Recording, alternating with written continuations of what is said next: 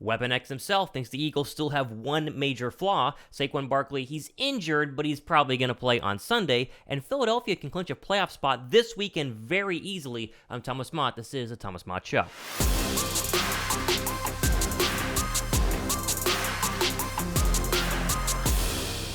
What's up, guys? Thomas Mott here. Welcome to the Thomas Mott Show on a feel-good Friday. You made it through the week, and Philadelphia has a chance to get to 12 wins on the season this Sunday against the New York Giants. We're going to get into the injury report for that one, as well as look at our NFL national story of the day, some of the big playoff clinching scenarios for Philadelphia, for the Vikings, for the Chiefs, for other football teams coming up at the end, so go ahead and stay tuned for that. Let's start, though, with Brian Dawkins, with Weapon X, with arguably one of the most beloved Eagles of all time. He was asked recently in an interview about essentially, are you surprised by the Eagles? How's Jalen Hurts looking? What's their one big flaw? And he gave a really interesting take on what we see, a lot of the Eagle fans and Eagle media people, as our big flaw of the Eagles. He kind of backed it up, and I'll show it to you guys here right now. So it actually comes via Fox News. I'm not sure why Fox News has a sports article. It could be for foxsports.com, but I digress. And here is this whole write-up talking about, how the defense is playing well and how great this football team is and how surprised we are based on the fact that the Eagles are, 11-1. And then he said this, quote, "We didn't know if Jalen Hurts was going to take that next step to what he was going to now as a leader and as a ball player to be more consistent with his deep ball and accuracy and all those things. You just didn't know how quickly this team was going to gel. I knew they were going to have success. I really felt that. I just didn't know it was going to be 11-1.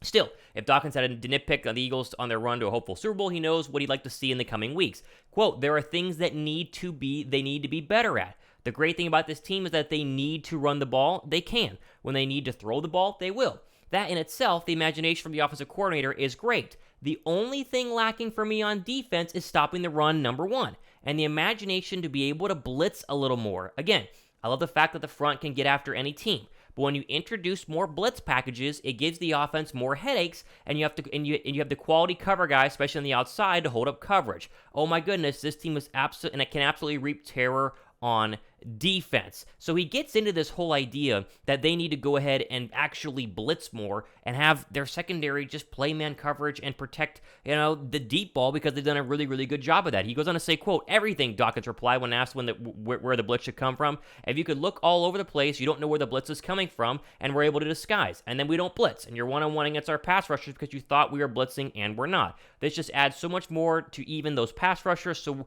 when they do rush, they won't be able to get double teamed because they're thinking the blitz is coming or something like that, end quote. And I think this is a really, really good take from obviously one of the great safeties and defensive players in recent NFL history and obviously in Philadelphia Eagles history. What he's saying is what a lot of us have said about Jonathan Gannon, right? The number one issue for Philadelphia so far has been stopping the run. They did a great job against Derrick Henry last week. They need to back that up for a couple more consistent weeks here. Saquon Barkley and then obviously Pollard and Zeke in a couple of weeks. With Justin Fields potentially next weekend. We know that. But he gets into the idea of blitzing just a little bit more, right? Just a couple of unique blitzes a game could really make this defense go from, already elite this year, and he explains that, to way higher up and be scary good and just wreak havoc on absolutely every single offense. And I think that last week was a good example of what Jonathan Gannon's defense is meant to do. They're meant to four-man front, stop the run because they have four good front players, get pressure, they had 6 sacks, and then play coverage and force interceptions. That's what they want to do.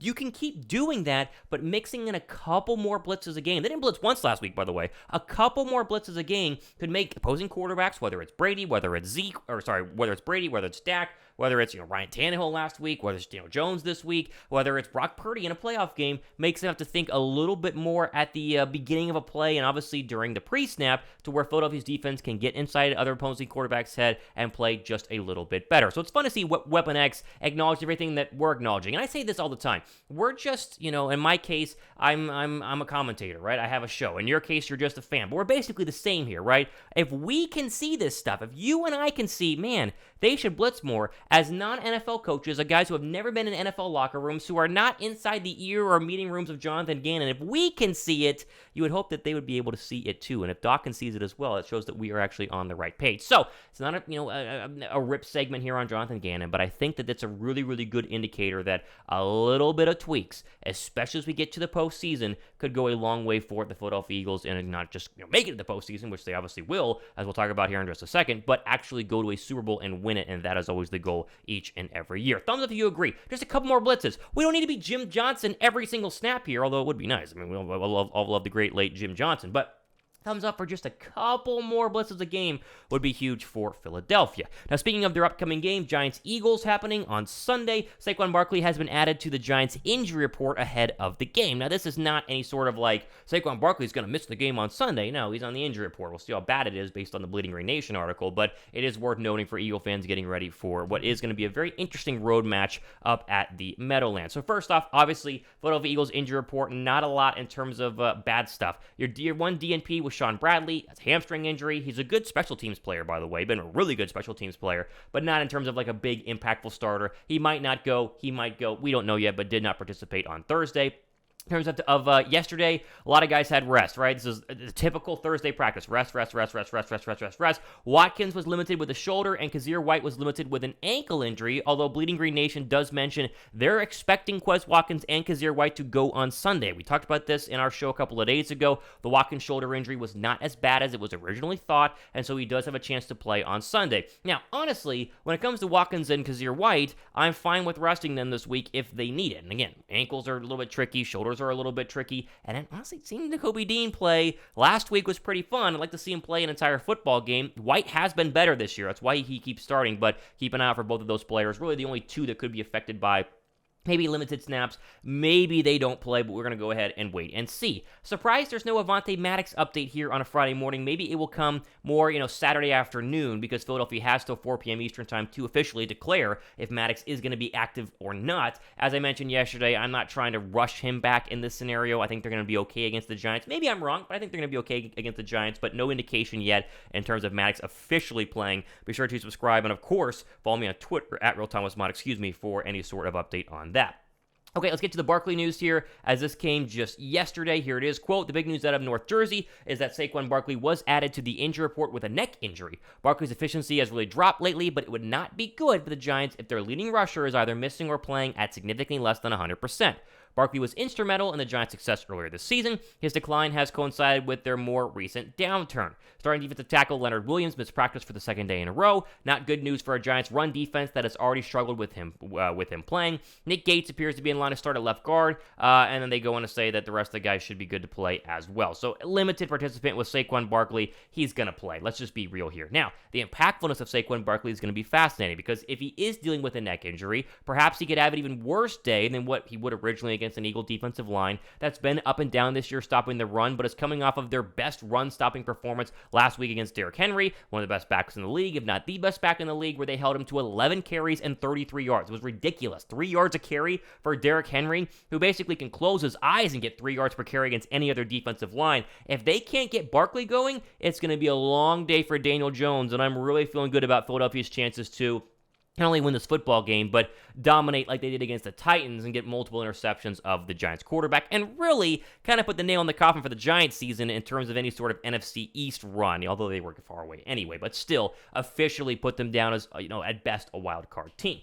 Now, if you guys agree with this and you feel good about the Giants' chances of losing on Sunday, friends at DraftKings have a great promo that continues to go throughout the entire season, where essentially if you feel good about the Eagles' chances, you bet $5 on Philadelphia, you get back $150 if they win in free bets. TFM website has this up as we talk about almost every single day here on the show. Sign up by clicking, obviously, right there. See it on your screen. Sign up, register and deposit $5+. Place that $5+ moneyline bet on the next Eagles game, which is Sunday. Get back $150 in free bets if the Eagles win. Again, it's just a moneyline bet. All it is just win or lose. Very simple. And if Philly loses on Sunday, then a lot of things are going to have to go wrong. So we feel good about that one. So jump in with our friends at DraftKings. A lot of other stuff in terms of going on with the National Football League. But let's get to the playoff scenarios right now. As we talked about last week, Philadelphia had like a 4-scenario situation to make the postseason or lock in their playoff spot. They're obviously going. I'm not saying they're not. I'm just showing you that you can officially lock it down coming up this weekend, and it's very simple. Here's Pro Football Talk's article. Philadelphia, on your screen, can clinch a playoff berth if they beat the Giants on Sunday. Pretty simple. Or both the 49ers and Seahawks lose. So you have a very easy scenario there for Philadelphia to go ahead and clinch. Last week it was like, you have to win. The moon has to be in retrograde. You got to make sure that you crack your egg 10 times in a row, just once on the counter. You have to, so many different things had to go right for Philadelphia to make the playoffs last week. This week it's simple. Win and you're in.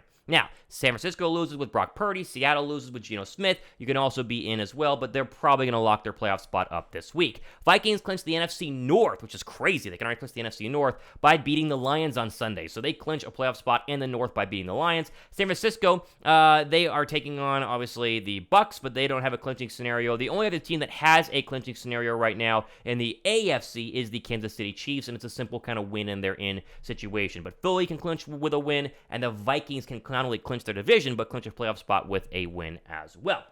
All right, let's go through our NFL National Story of the Day here. We always do mix it up. Philadelphia, National Football League. I try to just move it around in terms of what we talk about here on the show because I can talk about whatever I want. I want to talk about things that are interesting to both you and myself. And that concludes with our NFL scoreboard and our look here via ESPN at the Sunday matchups and the games that matter not only for Philadelphia, but for other people who might not be Philadelphia Eagle fans here on the show. You have Jets-Bills as a really interesting 1 o'clock kick here. You remember that Buffalo's one of their 3 losses was Zach Wilson's Jets a couple of weeks ago. Zach Wilson, a 5-2 starter, but lost complete trust and confidence from everyone in the locker room, is now benched. It'll be Mike White, obviously starting his second straight game. The chance for the Jets to really kind of climb back up with a chance to win the division. It's still there up in the AFC North. They are on the road at Orchard Park. Should be decent weather, 31 degrees and sunny, but a 10-point favorite for Buffalo. I think Mike White and the Jets might be able to keep that at least under 10. Will they win? Remains to be seen. Doesn't really matter for Philadelphia, but still an interesting one in the AFC. Browns-Bengals is... It's intriguing because Deshaun Watson, week 2, he gets a little bit more, time with the players and the receivers, see if he's any better than he was last week. But Cincinnati is flying high right now. You feel good about their chances. This Cowboy-Texans game is going to be an absolute blowout. When was the last time you saw a 17.5-point line in the National Football League? That's like Alabama versus Missouri in the SEC in terms of a Saturday line on CBS. This is 17.5-point favorites. Davis Mills and the Texans are going to get waxed by Dallas. They will be 10-3 going into next week. They will probably be 11-3 when they take on Philadelphia on Christmas Eve in the game of the year. Vikings and Lions is a really interesting one in terms of what Minnesota has been able to do over the past couple of weeks. They should have lost to the Patriots. They should have lost to the Jets. However, they did not. And like we talked about a couple of minutes ago, they can clinch with a win. The Lions have been kind of moving up in terms of the ranking system a lot, especially with what Jared Goff has done, 19 touchdowns on the year. And look at this. This is pretty crazy. Detroit is a 2-point favorite. A 2-point favorite at home against a 10-win Vikings team. Very interesting 1 o'clock game. Circle that one if you're obviously either not watching Philadelphia or you have a second screen. Jags-Titans is an absolute snoozer. Eagles and Giants, just to show you quickly, weather 41 and sunny. Good to go there. Philadelphia, a 7-point favorite. That feels pretty accurate. Ravens-Steelers is a nothing burger for anyone in the NFC, but Pittsburgh, much like the Detroit Lions, are escalating a little bit here and moving up the ladder. Kenny Pickett playing well the past couple of weeks. No Lamar Jackson in this one. Tyler Huntley will start as the Baltimore starting quarterback. Has a knee injury. Chiefs-Broncos is not as big of a line as you would have thought in Power Field at Mile High. 9.5-point favorite line there for the Chiefs on the road, but you feel good about the Chiefs' chances to win that one. Bucks-49ers is the afternoon game to really circle here. A lot of people are going to be watching this 1-1, see what Brock Purdy is able to do, as they are home favorites against Tom Brady and the California man, Tom Brady himself. But Brady comes on the road against, 1, a great 49er defense, and 2, coming off of a 3-point performance against the Saints last week, up until the final 3 minutes of that football game where he pulled out a win. So you would expect the Niners to dominate here, but the Brock Purdy factor makes it a lot more interesting. If you are an Eagle fan, you root for the Bucks in this one, as I will be doing. Panthers-Seahawks, big Panther fans. That would help the Eagles-Saints draft pick and also hurt the Seahawks, but Seattle probably is going to win that one. Dolphins-Chargers is a very fun Sunday nighter that has absolutely no impact on Philadelphia, and Monday night is a battle of teams that are as blah as you could possibly hope for. The Patriots' offense is anemic, and the Cardinals have been an absolute disaster, and so you might be able to do other things with your Monday night. There you go. There are the rest of the games happening here on a football Sunday, Week 14. It's the final week of my fantasy football regular season, and not to plug my fantasy team, but I'm the number 1 seed right now. So we'll see what happens with that, but a lot of great games happening here in Week 14, so thumbs up for that. All right, plenty more stuff coming up here the next couple of days, as I always do. I'm going to do a pregame show for Eagles versus Giants, so be sure to go ahead and subscribe and stay tuned for that one, like an hour before the game. We go live, mess around, answer questions. It's always a lot of fun, so if you guys want to join that, be sure to go ahead and do that. And I'm trying to get some more big-name guests on. I've reached out to some people, and we're putting some things together, and so if you like our Sal Palantonio interview I did a couple of days ago, Almost 7,000 of you guys have watched that one, which is crazy. I appreciate that. If you like that, we're trying to do a lot more. I'd love to have a big guest every single week. Not always possible, but still, we're trying to just have some fun shows here for you as a loyal subscriber, and I appreciate that. It's Friday. Enjoy your Friday. We'll see you guys tomorrow, and have a great rest of your weekend.